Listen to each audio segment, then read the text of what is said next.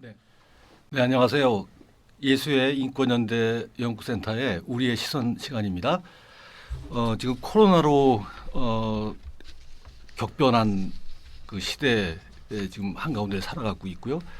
또 뭐 12월 들어서 급작스럽게 사망자 수도 많이 늘어나고 있습니다. 그래서 빨리 이 위기를 좀 탈출을 해야겠는데요. 근데 사실 그 코로나 사태 이전에도 한국 사회는 수많은 사람들이 산업 현장에서 또 다른 이유로 사회적인 그런 이유로 많은 분들이 사고로 돌아가셨어요. 그래서 오늘은 그 중대재해기업처벌법에 관해서 그 한번 말씀을 나눠보려고 합니다. 지금 큰 이슈가 되고 있고 또 이것이 그 통과되냐 안 되냐 하는 또 기로에 서 있죠. 그래서 오늘 모시고 좀 이야기 나눌 분은 김세진 시몬 연구위원이신데요. 김세진 연구위원은 한국 비정규 노동센터에서 정책연구위원을 맡고 계십니다. 예, 잘 계셨습니까? 예, 네, 안녕하십니까. 네, 네. 그냥 뭐 직접 들어가죠. 중대재해기업처벌법을 한마디로 말하면 어떤 법이라고 볼 수 있을까요? 여러 정의가 있을 수는 있는데요. 예. 제 생각에는 가장 간단하게 설명을 한다면 노동자와 시민을 지키는 법이다. 네. 이렇게 얘기를 해볼 수 있을 것 같아요. 예. 산업재해에 희생당하시는 노동자들이 얼마나 많냐면 2019년 한 해에 2020명이 나왔다 이렇게 얘기를 하고 있거든요. 예. 근데 그거를 갖다가 하루로 따져 보니까 한 평균 5.5명 정도 나옵니다. 하루에 5.5명의 노동자가 산업재해로 사망을 하고 계신다는 그렇죠. 수치가 예. 되는 것이죠. 근데 이거는 산업재해로 인정을 받은 거고요. 산업재해로 인정을 받지 못하는 또 부류가 있습니다. 예. 그것까지 합한다면은 제 생각에는 이게 얼마인지 얼마나 많은 분들이 목숨을 잃는지에 대해서는 도저히 예. 감을 잡을 수 없는 그러한 모습이 나오게 되는 그러네요. 것이죠. 예.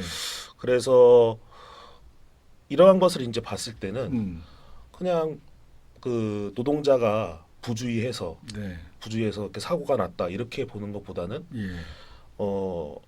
현장 자체에서 안전 관리가 굉장히 네. 이루어지지 않는 부분이 굉장히 많고 네. 그 다음에 가장 중요한 건데요. 되게 복잡다단한 그 원하청 구조가 마련이 되어 있습니다. 네. 그래서 네. 아무리 사고를 당해도 네. 어디에 책임을 져야 되는지 예, 알 예. 수가 없는 그러한 모습이 나타나거든요. 음. 그래서 그러한 것을 좀 명료하게 해서 이제 처벌을 하고 네. 그 다음에 안전관리의 그 의무를 준수해야 되는 공무원까지 아, 예. 재해에 대한 책임을 지게 만드는 것이겠죠. 네. 그 다음에 또 한 가지가 뭐냐면 다들 중대재해기업처벌법이라고 얘기를 하니까 네. 그냥 산업재해만 얘기를 하는 건 줄 아는데 네. 그 법 안에는 예. 시민재해가 들어 있습니다. 예. 예를 들어서 우리가 그 마음이 아팠던 그 세월호 사건이라든지 예. 아니면은 그 가습지 예. 가습지 세정제 사건이라든지 예. 여러 가지가 있었지 않습니까? 여기에 대해서 사고를 당해서 시민들이 목숨을 잃을 경우에는 예. 아무런 그 책임을 지는 모습을 그랬죠. 보이지 않았잖아요. 예. 예. 그래서 그걸 갖다가 명료하게 음. 지는 법까지 네. 이렇게 되는 것이기 때문에 제 생각에는 노동자와 시민을 지키는 법이다 이렇게 얘기를 예. 하고 싶습니다. 예, 네. 그렇군요.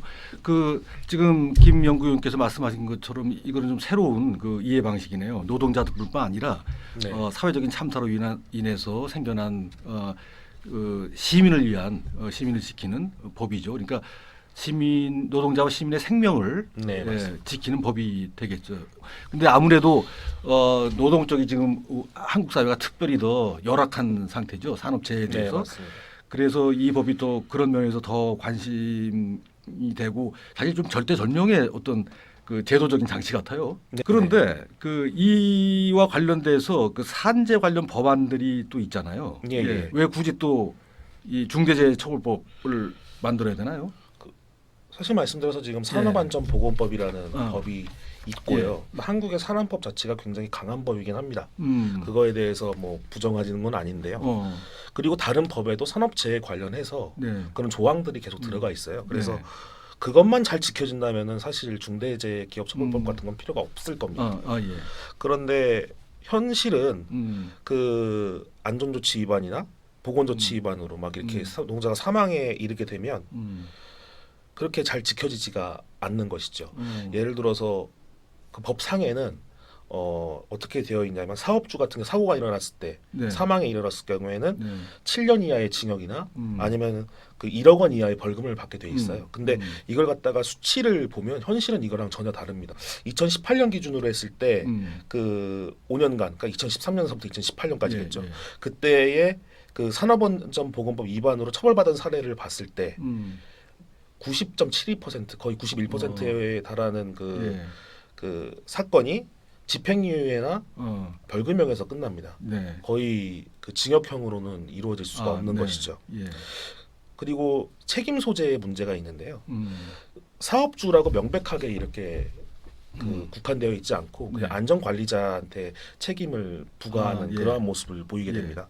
그래서 중대재해기업처벌법 같은 경우에는 그러한 책임 소재를 명확하게 하고 예. 그 다음에 무한 책임을 지게 만드는 예. 노동자의 생명을 잃었을 경우는 무한 책임을 이루게 만드는 예. 그러한 모습을 좀 보이게 되는 것이죠. 그리고 아까도 말씀드렸지만 복잡한 원하청 관계가 있기 때문에 원하청에서 하청업체 노동자들이 산업재해를 당했을 경우에는 네. 그 자본금 막 5천만 원 이런 영세 예. 업체거든요. 네. 그렇게 됐을 경우에는 제대로 된 그 보상이나 네. 제대로 된 처벌을 받지 않는 경우가 굉장히 많습니다. 네.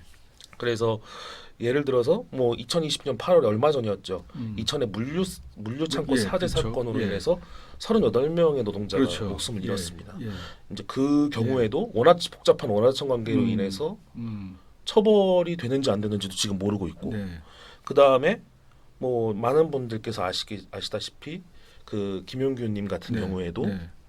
그 하청업체 소속이었습니다. 그렇죠. 소속이었기 때문에 발전사 같은 경우에는 전혀 자기네들은 음. 책임 소재가 없다 이런 식으로 계속 예. 얘기를 하고 있단 말이죠. 예. 그래서 지금 현재의 그 산안법 안에서는 이러한 구조를 지금 볼 수가 없기 때문에 어떻게 보면은 면죄부 막 이렇게 드러나게 되는 것이죠. 예. 예. 그래서 지금 현재 또 4차 산업혁명이라든가 그 코로나19 사회로 인해서 네.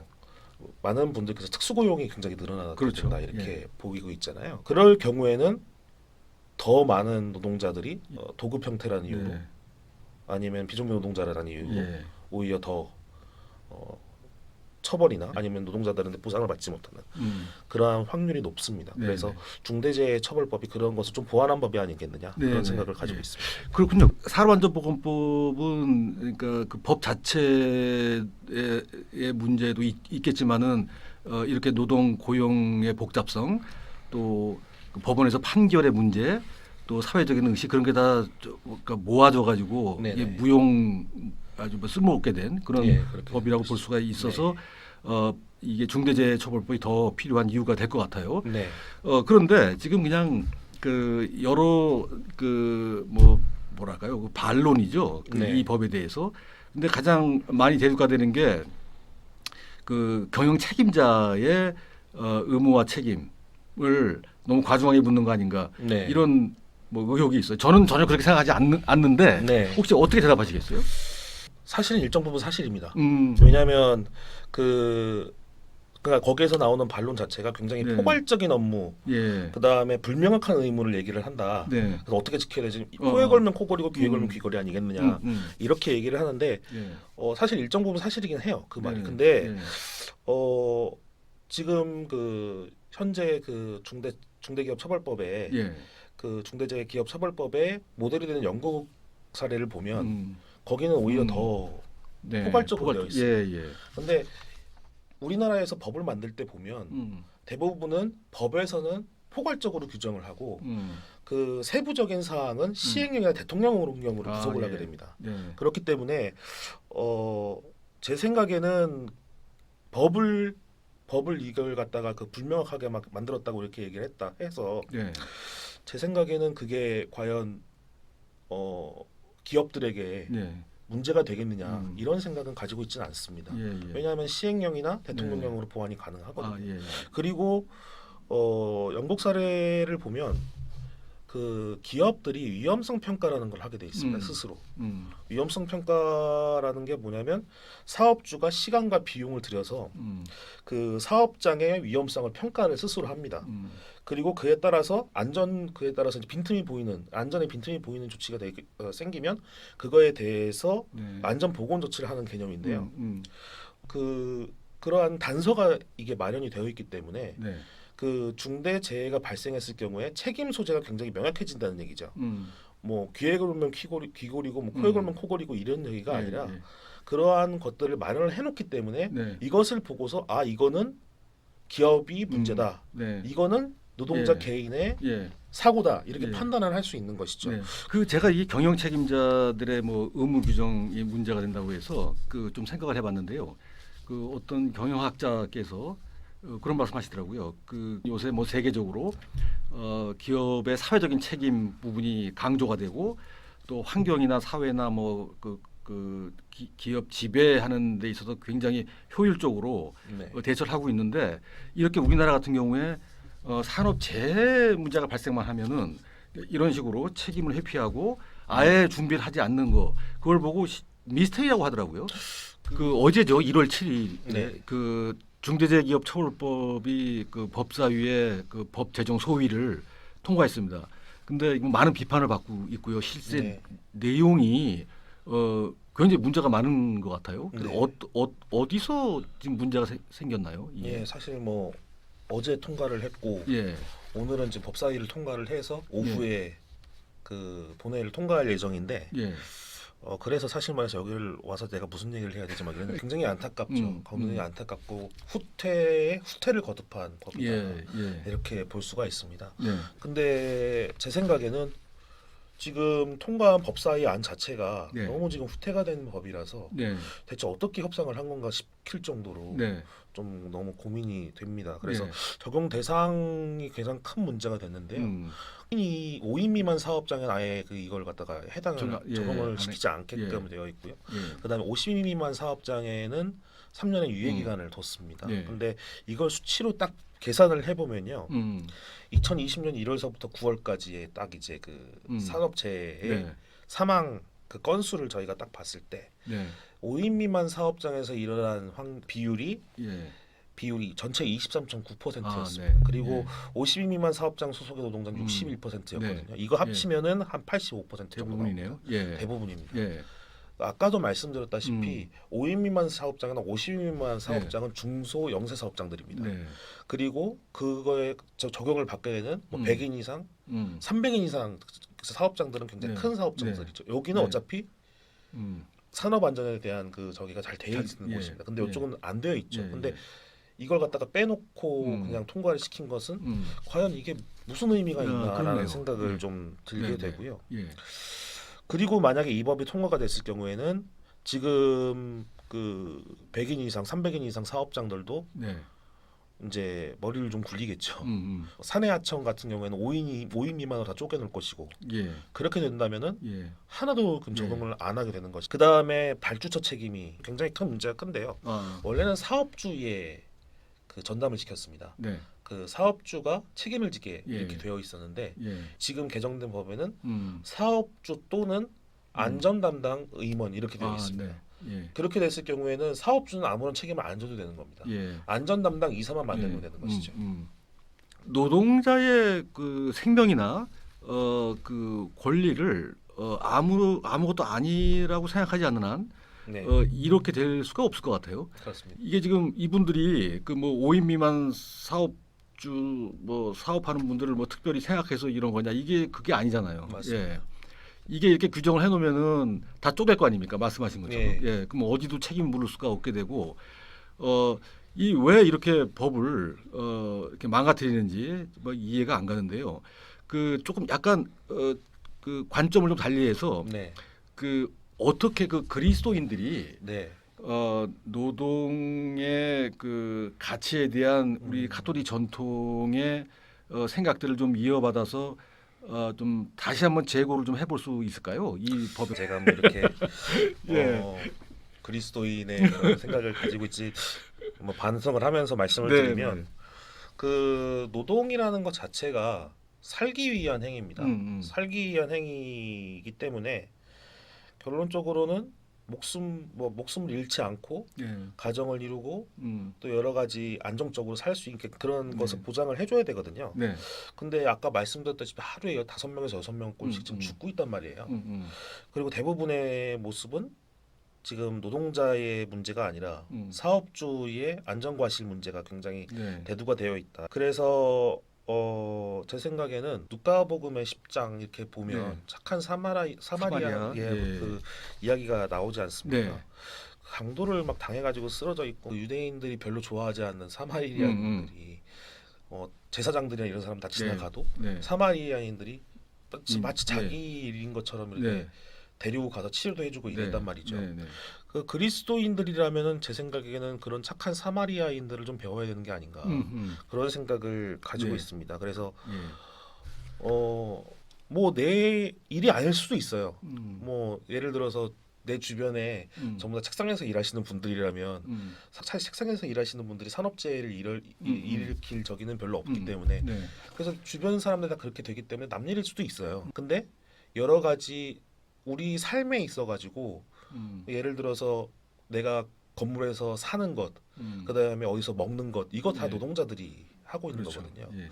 그런 거기 때문에 마치 내 일이 아니라고 생각하기보다는 저분들도 내 삶과 연관이 되어 있고 그 다음에 내가 아무리 그렇게 연관이 안 돼 있다고 하더라도 같은 그리스도인들의 양심으로서 네. 이 분들을 잘 보살피고 그분들의 그 노동 조건에 네. 관심을 갖는 그것이 네. 그리스도인들이 앞으로 예. 생각할 수 있는 그런 게 좋은 게 아닌가. 그 좀 더해서 말씀드리면은 가톨릭 전통은요. 그 노동에 대해서 굉장한 관심을 갖고 또 노동자들의 권익이라든가 노동자들의 보호를 위해서 여러 가지의 그 교리, 뭐 사회 교리, 그다음에 여러 정책들 제안하고 있습니다.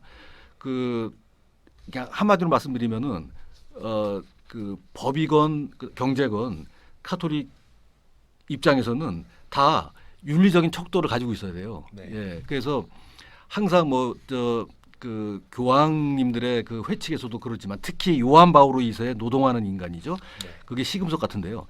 어떤 경우에라도 자본에 앞섭니다. 노동이. 예, 왜 그러냐면 노동은 물건이 아니고 재화가 아니고 노동하는 사람의 가치이기 때문에 그렇죠. 예. 그래서 만약에 저희들이 이 법을 그런 측면에서 봤을 때 완전 잘못된 법입니다. 사람의 가치가 노동자의 가치가 그냥 물건처럼 이렇게 환원 바뀌어 버리는 그런 상태가 된 거죠. 결론적으로 우리 모두가 이 좀 심각성을 좀 알고 어떻게 하면 좀 이것을 좀 수정하거나 좀 증진시킬 수 있을까요? 이 법의 내용을 그리스도인으로서. 뭐 지금 현재 굉장히 많은 그 사회적 갈등이 있지 않습니까? 근데 저는 개인적으로는 이런 중대재해기업처벌법이 가장 이슈가 돼야 된다고 생각을 해요.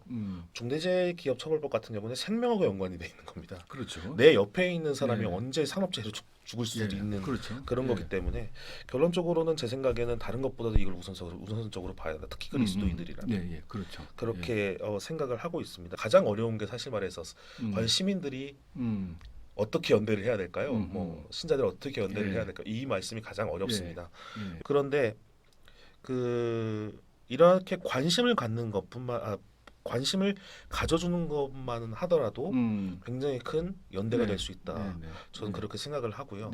그리고 이 중대재해기업처벌법 문제에 대해서 지금 코로나19 때문에 뭐 이렇게 사람들을 만나는 건 좀 그렇지만 가서 뭐 친구들과 만나서 얘기를 하거나 아니면은 뭐 SNS 같은 거 요즘에 많이 하시니까요. 거기에 자신의 의견을 좀 올려주신다거나 그래서 관심을 좀 환기시키고 불러일으키는 그런 모습 자체가 제 생각에는 하나의 연대고 하나의 활동이다 이렇게 얘기를 하고 싶습니다. 그래서 너무 거창하게 생각하지 않으셔도 되고요. 관심을 가지고 내 의견을 많은 사람들에 전파시키는 것 이것만으로도 굉장히 큰 도움이 될 거다 이렇게 생각을 하고 있습니다. 그 마음 먹기에 따라서 이렇게 크게 어려운 일은 아닌 것 같아요. 지금 말씀하신 게. 근데 저는 거기 말씀하신 거에 더해서 없어지고 이제 균열된 것을 회복시키는 그 하느님의 힘을 믿고 또 그것을 예비하고 또 그것을 우리 그 인간 공동체, 환경 공동체에 적용하려는 그리스도인들이라면은 우선 출발이 이 생명이 위협받고 위기에 빠져 있는 이 상황을 어떤 방식으로든 타개하지 않으면 저희가 참 그 면목이 없을 것 같아요. 네. 저 자신, 우리들 자신한테 또 하나님 앞에서. 저는 우리 신앙인들도 그렇지만 카톨릭 교회의 리더십에 있는 분들께 좀 요청을 하고 싶습니다. 주교님들 또 뭐 사제들도 일정 부분 되겠고요. 그다음 뭐 수도자도 되겠죠. 특히 주교님들께 이거 생명에 관한 법이거든요. 네. 예, 생명을 유지하고 보호하고 또 진작시키려는 그러니까 가장 기본적인 그런 권리에 관한 것입니다. 그래서 혹시 그 우리 그 본당에 계시는 그 신자분들께서도 틈만 나면 신부님들이나 예, 또 주교님 만날 기회 있었으면 빨리 이 말을 좀 하셔가지고 네. 좀 같이 힘을 모아서 이렇게 완전히 후퇴되고 엉망이 된 법을 좀 돌려놨으면 좋겠습니다. 오늘 너무 급박한 그 법안이 거의 뭐 누더기가 돼서 통과가 될 상황이어서 급하게 우리 그 김세진 연구위원 모시고 그 중대재해기업처벌법에 대해서 좀 말씀을 나눠봤습니다. 그 좀 끊임없이 관심을 좀 가져주시고 생명에 대한 그 존엄을 우리 삶에서 좀 실천할 수 있도록 함께 하도록 하겠습니다. 예, 오늘 네. 감사합니다. 예, 감사합니다. 네.